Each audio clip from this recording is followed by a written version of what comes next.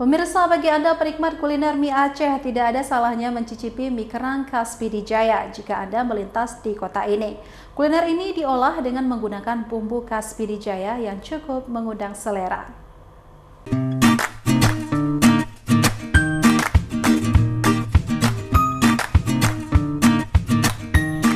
Mie tumis kerang khas Kabupaten Pidijaya yang satu ini diolah dengan menggunakan bumbu khas yang membuat Anda ketagihan.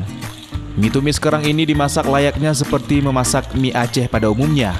Namun yang membuat kuliner ini berbeda adalah tambahan kerang lokal yang diolah langsung beserta cangkangnya.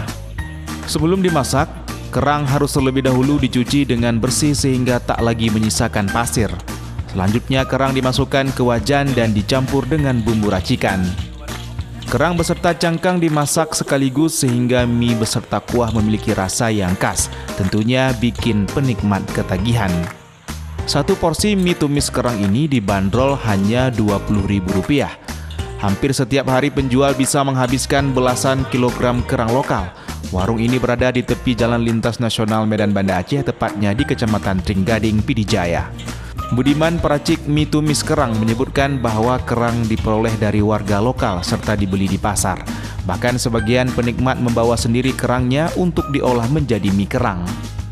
Joni Rahmat, penikmat mie tumis kerang, menyebutkan bahwa rasa bumbu dan kuah di mie tumis kerang ini memiliki cita rasa tersendiri sehingga membuat lidah semakin nikmat untuk mencicipinya. Kerang bagus nih, kerang laut, rasanya enak.